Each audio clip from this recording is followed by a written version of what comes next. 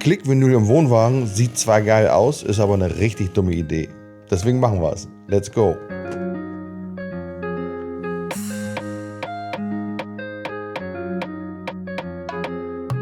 Moin und willkommen bei Planeo. Ich bin der André und wir machen heute mal wieder Sachen, die man eigentlich nicht machen sollte.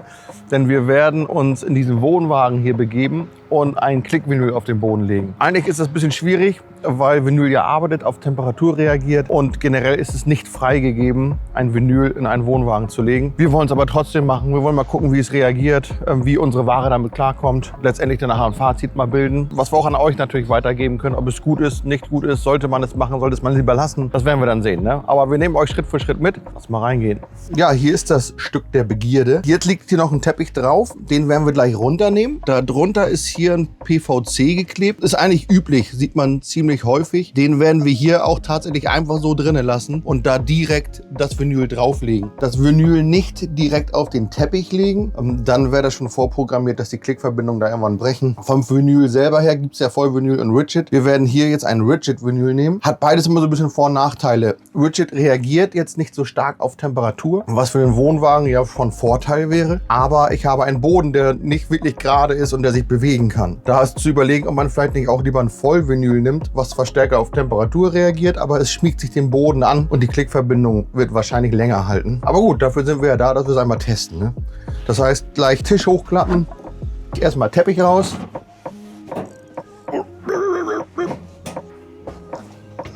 Wir werden jetzt hier gleich bei so einem, also wenn man sich das mal so ein bisschen anguckt, das wird man auf Kamera nachher noch ein bisschen besser sehen. Hier ist halt nicht wirklich eine gerade Kante. Überall sind hier irgendwelche Rundungen, Ecken und Kanten. Der Kunde selber hat gesagt, wir sollen das so längs reinlegen. Kann man machen, wie man will. Dem Vinyl ist das letztendlich egal. Das ist meine optische Sache. Wir werden jetzt hier gleich am Schrank.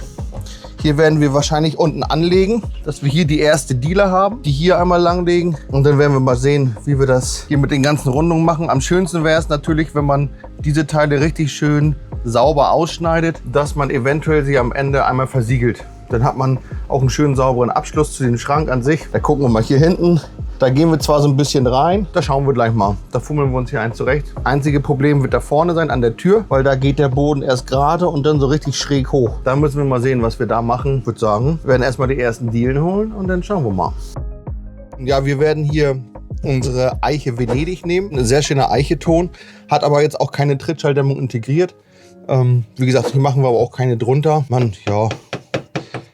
Bei sowas müsst ihr euch dann halt, das muss euch bewusst sein, wenn der Untergrund nicht ganz eben ist, dann habt ihr halt mal so kleine Lücken und man hört sie auch, wenn es ein bisschen klappert. Das ist dann halt einfach so. Wenn ihr das nicht wollt, dann entweder ein Vollvinyl nehmen, was sich ein bisschen besser reinlegt, wie gesagt, oder halt nochmal eine Trittschalldämmung drunter legen. Aber hier ist das jetzt einfach gewollt. Deswegen werden wir es auch einfach machen. Als erstes, hier ist noch ein Fuß unter von der Heizung.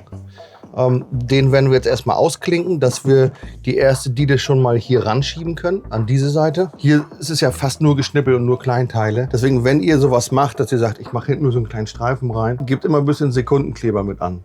Weil sonst fällt der einfach dann nachher wieder raus. In der Feder oder in der Nut ein bisschen Sekundenkleber angeben und dann mit reindrücken. Hier werden wir es so machen, dass wir uns gleich das Vinyl hier erst einmal hinlegen und hier unten die Tür noch ein bisschen kürzen. Wenn ich jetzt das Vinyl hier vorlegen würde, dann kriege ich die Tür nachher nicht mehr auf.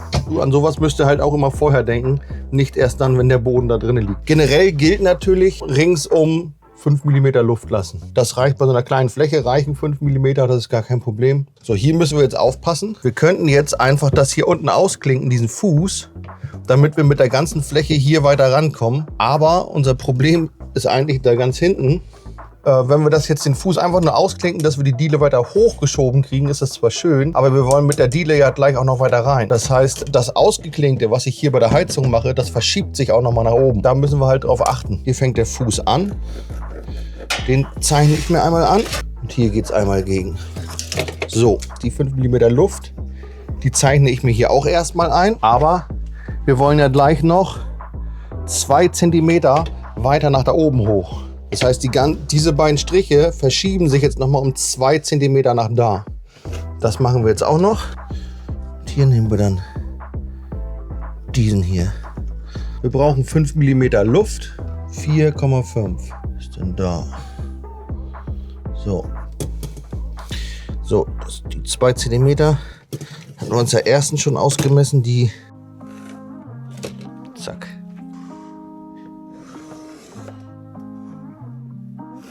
Wenn das ein bisschen schräg ist, ihr müsst die größte Stelle, das war jetzt hier die 5,2, die müsst ihr theoretisch auch hier annehmen, 5,2.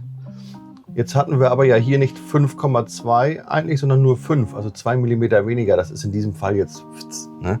Aber wenn es mal ein bisschen größer ist, dann müsstet ihr eigentlich auch hier die 5,2 euch markieren. Und dann von diesen 5,2, die ihr hier habt, da messt ihr die 5 cm, die ihr hier eigentlich habt, messt ihr dann bis nach hier hin. Und theoretisch, das, was hier dann noch über ist, hier wären es jetzt nur 2 mm, deswegen ist es lachhaft. Aber bei anderen Sachen ist es manchmal mehr. Diese 2 mm müssten wir theoretisch von hier jetzt noch abschneiden. Weil wir haben ja die Diele gerade und hier ist der Abstand größer als hier. Und wir wollen sie aber 5,2 cm hochschieben. Das heißt, wir würden rechts anstoßen, weil da ja nur 5 sind. Ich weiß nicht, ob ihr das versteht, was ich euch da sagen will, aber verstehst du das, Jonas? Ich denke schon. Oh. So. Gut, Jonas ist auch nicht doof, aber trotzdem, wenn der das versteht, dann versteht ihr das wahrscheinlich auch, was ich euch sagen will. Du hast übrigens richtig schön Bleistiftstrich auf der Nase. Da? Kommt der denn da hin? Habe ich so gemacht? Weiß ich nicht, aber das sieht auf jeden Fall okay. Ein Winkel ist natürlich immer hilfreich, um diese ganzen Sachen anzuzeichnen. Was auch noch hilfreich sein kann, ist zum Beispiel eine Schmiege. Hier so für solche Schrägen, die man hier hat. Da kann man mit einer Schmiege sich gut den Winkel anzeichnen und direkt übertragen. Wir werden es hier ohne machen, aber so für euch. Oder auch eine Konturenlehre. Die ist jetzt hier nicht so wichtig, aber eine Konturenlehre hat ganz viele kleine, ja, ich nenne sie jetzt mal Nadeln, so ganz viele kleine Nadeln. Und dann schiebt man die zum Beispiel hier über diese Rundung so rüber. Und diese ganzen kleinen Nadeln zeichnen damit genau die Rundung an. Schneiden könnt ihr das ja, mit dem Cutter, ne? Und dann durchbrechen geht natürlich. Jetzt hier bei diesem ganzen Gefummel, wo man überall Ecken und Kanten hat, ist natürlich eine Stichsäge dann praktisch. Multimaster würde auch gehen, aber eigentlich Stichsäge ist somit das Praktischste. Und das werden wir auch machen. Aber scharfes Sägeblatt, sonst kommen wir nicht weit. Oh. 3 Cut. Was heißt das? Schneid das in 3 Richtungen oder was?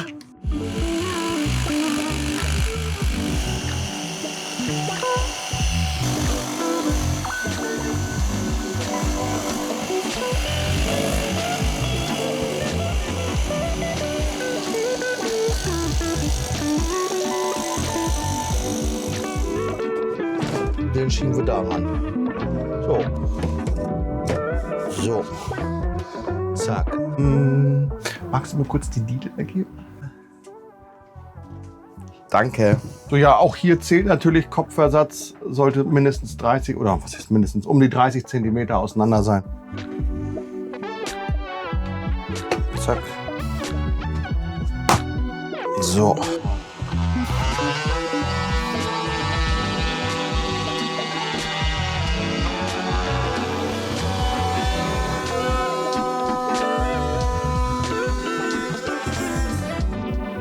Ab.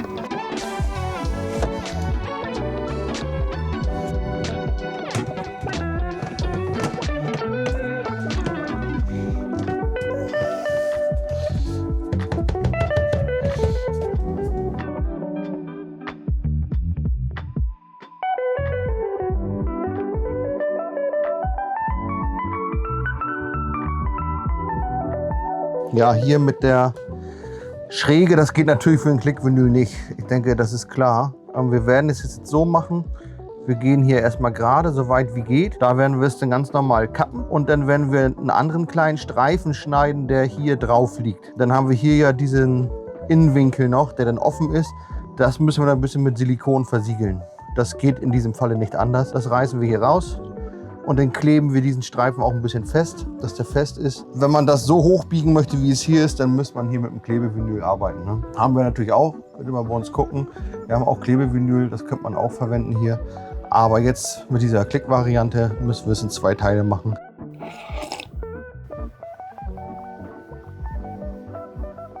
Jetzt können wir erstmal schauen. Wir wollen ja wieder hinten entgegen und ein bisschen zurück.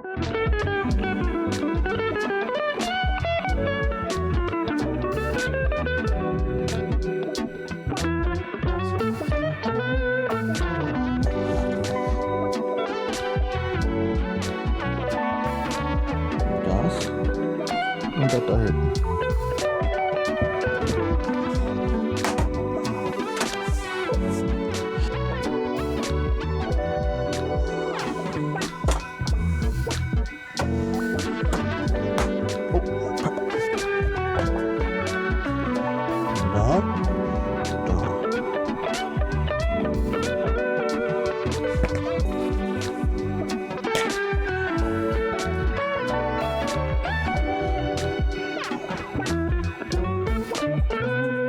So.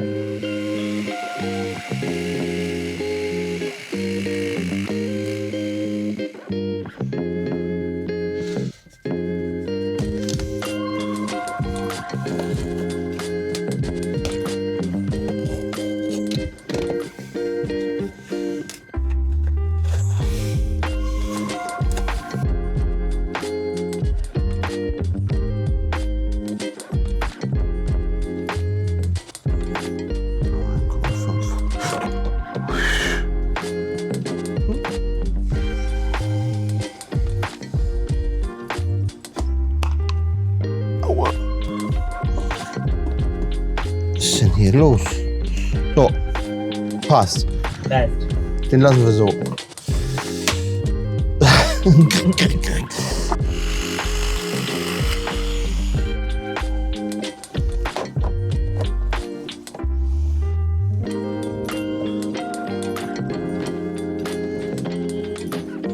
So.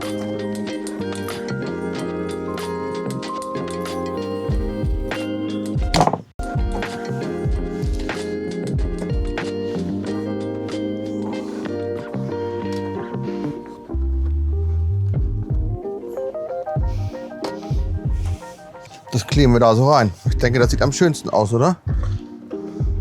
What are you thinking now? Yes, I think it's beautiful. Very good. Dankeschön. Weniger als zu dick.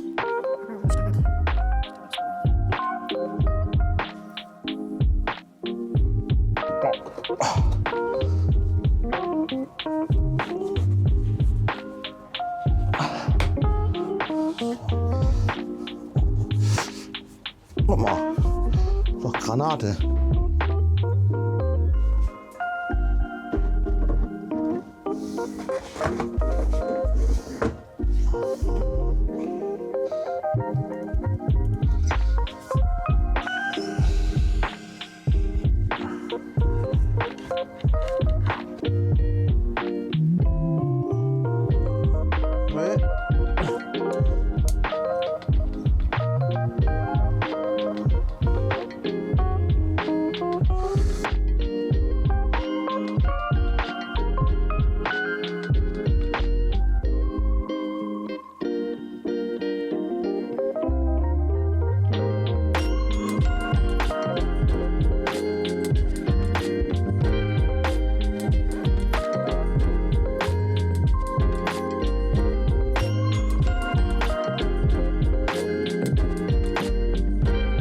Das war's soweit. Boden ist drin, Tisch ist drin, ringsum versiegelt. Und ich muss auch sagen, sieht eigentlich ziemlich edel aus. In so einem kleinen Wohnwagen hier ein schönes Vinyl. Wie lange das hält, werden wir selber mal sehen. Einfach für euch nochmal als Erinnerung, freigegeben ist es nicht. Ihr könnt das natürlich gerne bei euch auch ausprobieren und machen. Wenn da aber was kaputt gehen sollte oder das irgendwie nicht hält, habt ihr halt keine Garantie. Da ist kein Hersteller, der da darauf Garantie gibt, einfach aufgrund der Temperaturen. Man hat es im Winter ziemlich kalt, im Sommer ist es sehr warm. Da ja, ist ein Probeobjekt, aber ich glaube, das ist eine sehr kleine Fläche. Ich denke nicht, dass hier groß Probleme sein werden, aber wir werden es sehen. Von daher schaut mal bei uns im Shop bestellt euch ein paar Muster. Vielleicht habt ihr auch einen kleinen Wohnwagen, wo ihr den Boden mal ein bisschen erneuern wollt. Das ist eine schöne Möglichkeit. Ansonsten danke ich fürs Zuschauen und dann sehen wir uns zum nächsten Mal. Ciao.